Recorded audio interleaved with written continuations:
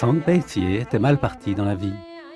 Fille, handicapée et faisant partie de la minorité Miao, elle n'avait aucun espoir d'aller un jour à l'école. Sa chance a été de nous rencontrer. Maintenant, elle va à l'école avec les autres enfants parrainés par Couleur de Chine.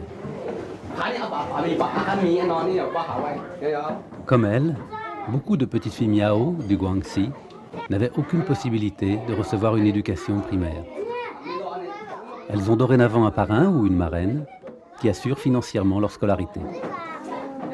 La campagne de parrainage lancée par l'association Couleur de Chine en 1998 a permis à plus d'1 millier de fillettes des villages de cette région de s'asseoir pour la première fois sur les bancs de l'école.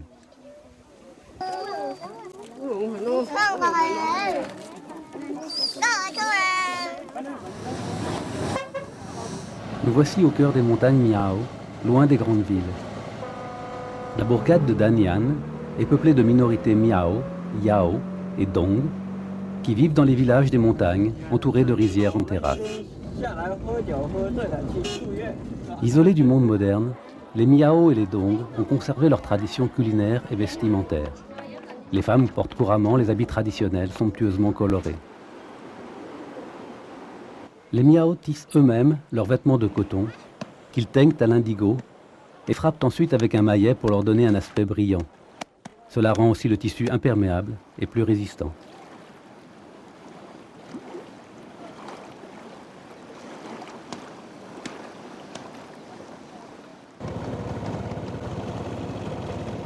Les Dong pratiquent la pêche au cormoran. Ces oiseaux apprivoisés capturent les poissons dans les eaux limpides de la rivière et les rapportent docilement sur le bateau.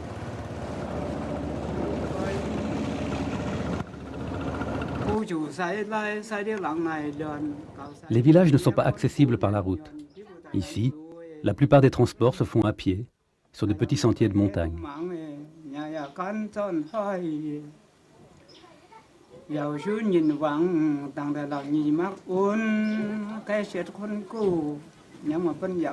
Les habitations sont en bois, avec un foyer central. Les animaux sont au rez-de-chaussée et les familles vivent à l'étage. Dans le grenier sont entreposées les réserves de riz. Les Miao sont des hôtes chaleureux et joyeux. Ils manifestent leur sentiment d'amitié en offrant à boire de l'alcool de riz.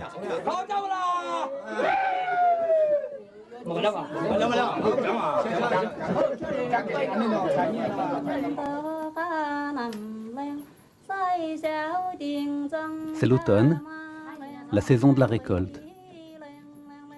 Le travail est dur, mais même les bonnes années, les récoltes ne suffisent pas à nourrir les villages. Les Miao doivent acheter du riz pour subvenir à leurs besoins pendant 2 ou 3 mois de l'année. Et comme leur revenu annuel ne dépasse pas quelques centaines de francs, pas question d'envoyer plusieurs enfants à l'école. Dans cette région, presque toutes les femmes sont analphabètes et ne parlent pas le mandarin. Les garçons, il faut bien qu'ils aient un peu d'éducation pour aller se faire embaucher sur les chantiers des grandes villes. Mais les filles, elles vont se marier, partir dans une autre famille. Alors il vaut mieux qu'elles s'occupent du petit frère, qu'elles aillent puiser l'eau et garder les vaches et les canards. Et puis, à quoi ça sert de savoir lire et écrire quand on est destiné à ramasser les fagots, piler le riz, élever les enfants?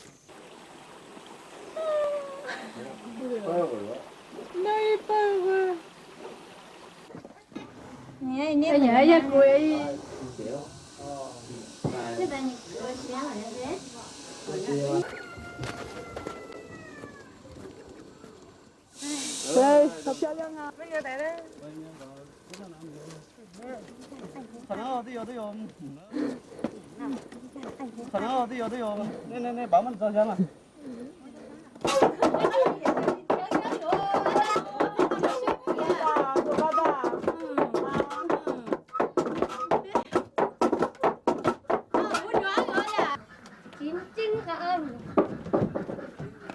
Sao không tiện tao? Jia Mingzhen est institutrice dans le village de Lingu. Bien qu'issue de la minorité Miao, elle a eu la chance de faire des études. Elle veut donner cette chance aux fillettes de son village. C'est elle qui, la première, nous a demandé d'aider à scolariser quelques fillettes. Car même dans ces régions reculées, la scolarité est payante et la dépense est trop lourde pour les paysans.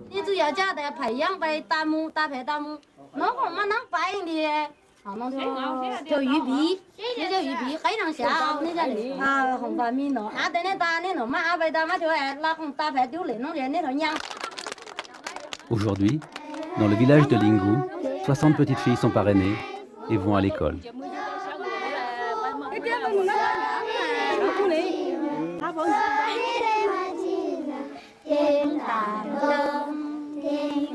Dans le village de Miaoping, l'école était si délabrée que la pluie coulait à l'intérieur. Les enfants devaient étudier dans le froid et le vent.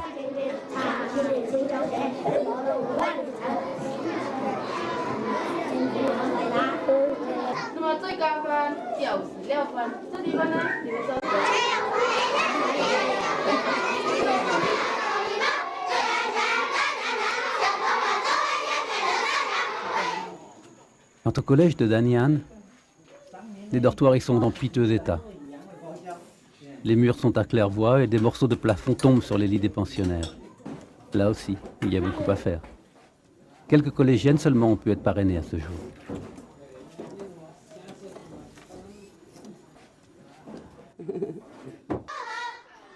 Les instituteurs, malgré les multiples problèmes, s'efforcent d'élever le niveau des élèves.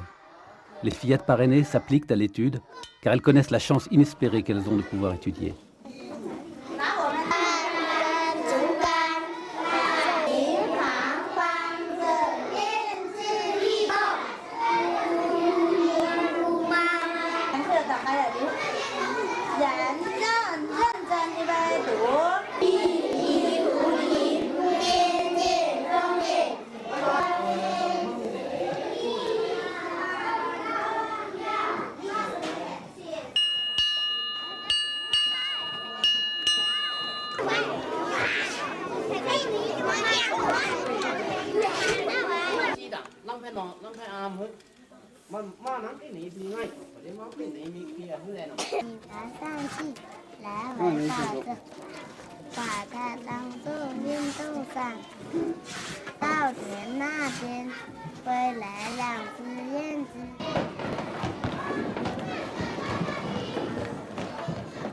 Couleur de Chine a décidé d'aller au-delà du parrainage des enfants et de collecter des fonds pour reconstruire les écoles. À la fin de l'an 2000, 7 écoles ont été construites ou reconstruites dans le style traditionnel de la région, en bois.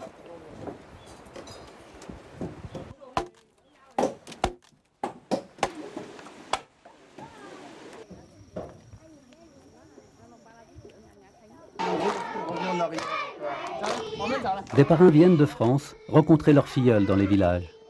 L'hospitalité et la reconnaissance des Miao les récompensent de leurs efforts et des dures conditions du voyage. Leur venue est toujours un moment de joie pour les enfants.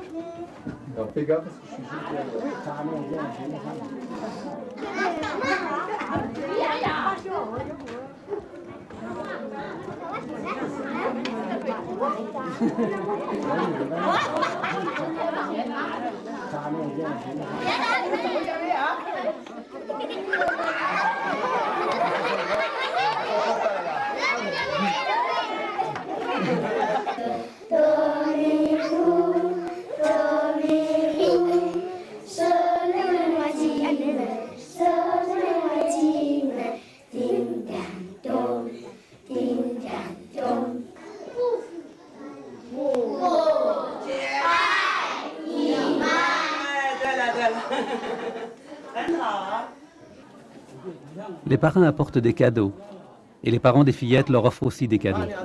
Poissons, riz, cacahuètes, pousses de bambou.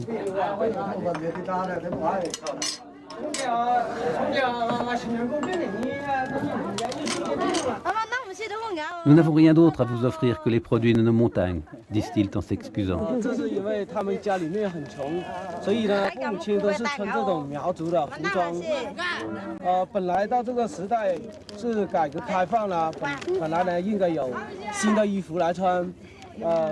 Parfois même, ils refusent de laisser les parrains repartir du village. Si vous étiez arrivé avant-hier, on vous laisserait repartir, mais vous êtes arrivé seulement hier, alors pas question de vous laisser repartir. Mais nous devons encore aller dans beaucoup de villages pour voir nos filleuls, et nous avons une longue route à faire.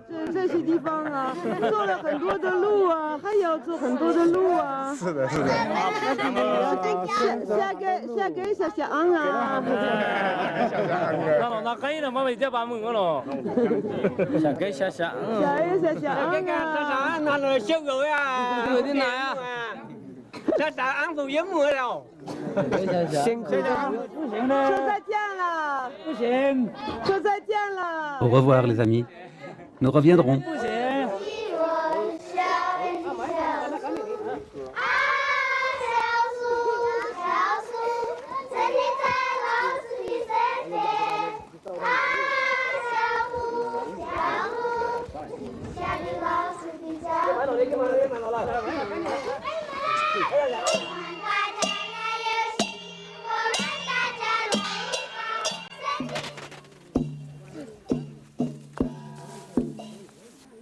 À chaque départ, les enfants raccompagnent leurs hôtes en chantant.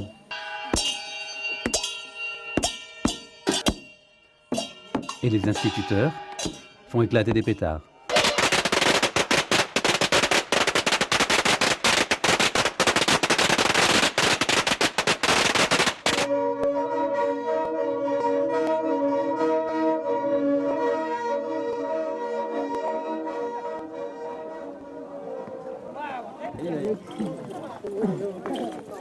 Aujourd'hui, c'est la fête des Lusheng.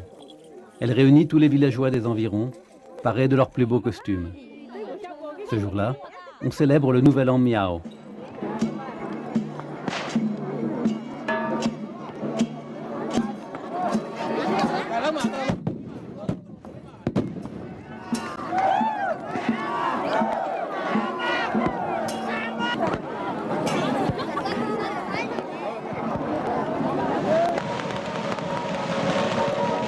Le Lusheng est un instrument de musique en bambou, une sorte d'orgue portable. Il est présent à toutes les fêtes Miao. Les garçons rivalisent d'ardeur pour séduire les filles qui viennent choisir leurs amoureux.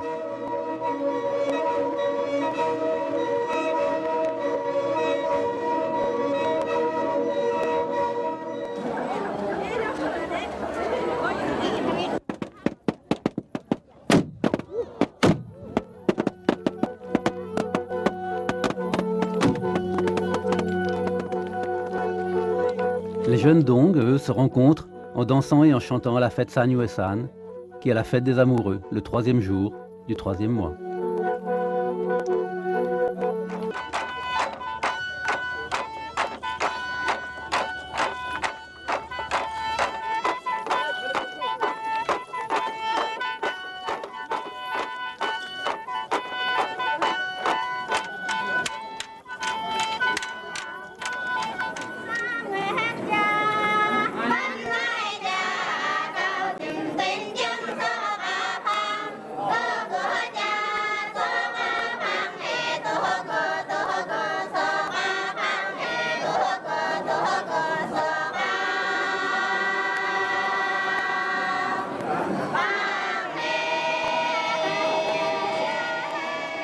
Pour les petites filles de Danian, c'est une nouvelle grande année qui commence. Pour elles, les parrains sont comme de gentilles fées qui viennent leur apporter un peu de droit à l'existence.